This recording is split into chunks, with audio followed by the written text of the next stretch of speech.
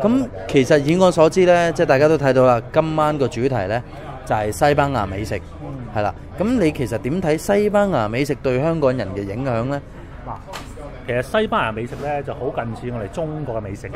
好簡單嚟講啦，佢西班牙燒乳豬啦，咁其實只不過做嘅方法唔同嘅啫。但係裏邊咧好多巧妙嘢咧都好近似中國嘅。中國人咧，我哋燒嘅乳豬咧就係燒豬咧就係即係成隻豬係掛喺嚟燒啦，上皮嚟燒啦。咁但係西方人咧，佢哋就會用咩？用啲豬仔，明白，起咗骨，咁啊都係用醋，但係用我哋叫紅酒醋或者白酒醋嚟醃一晚，插鬆皮，我叫鬆皮咧，跟住先入一個焗爐去燒佢嘅。咁啊食法係有啲唔同嘅。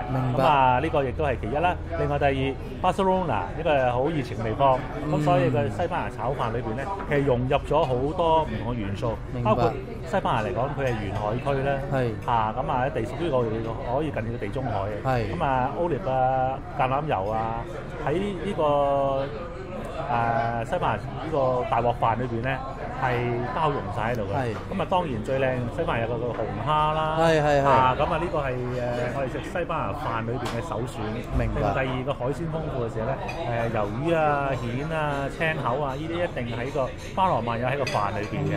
咁最重要一點咧就係西班牙炒個飯咧就係我哋係要炒到好似 risotto 咁少少煙韌口半生嘅。咁啊呢個係咧西方人食我哋叫做 rice 嘅文化，因為佢哋食嘅 rice 咧係叫 short grain rice，咁啊中國人食嘅 rice 咧係 long grain，exactly 長身啲，長身嘅。佢 long grain rice 咧佢飽滿身，同埋嚟講咧佢係仲有個米糠喺度嘅，變咗嚟講食嚟講呢個米糠好重要嘅，對我哋人嘅水氣啊、腳腫啊都有好有幫助嘅。食多啲女士嚟講咧就唔會有咁易有水腫咁咯。其實嚟講咧，我對飲食嚟講咧，我就中意食均勻嘅啫。即係早午晚咧，我就如果有應酬嘅，我會喺早餐啊、午餐啊，我哋會睇睇啦，計一計個份量去食啦。可能即係每日個 diet 嚟講咧，保持翻一個1800到2100嘅 diet 咧。OK，all right， 好，非常豐富嘅知識。咁就其實最後一個問題想問就係，究竟你點睇而家現時香港呢個飲食業嘅發展咧？其實香港一個美食之都咧，美食嚟講真係包羅萬有嘅。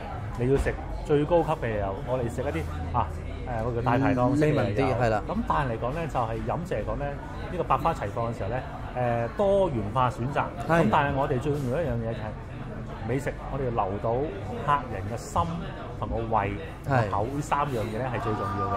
留住佢嘅胃嘅時候咧，佢下次一定會翻轉頭幫襯你嘅。OK，你點睇今日呢個餐廳嘅安排？今日嘅餐廳嘅安排就係雖然係好細細地，但係個主題性係好突出。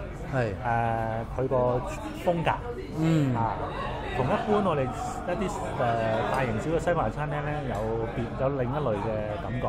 咁裏邊嚟講，阿廚咧佢有主打幾個主打嘅，我哋叫招牌菜咧，變咗客人嚟做都唔使諗啦，就叫嗰幾個主打，就已經覺得對西班牙美食亦都有個概念同埋理念嘅認識啦。明白。OK，thank you so much， 再一次歡迎你。Cheers，thank you。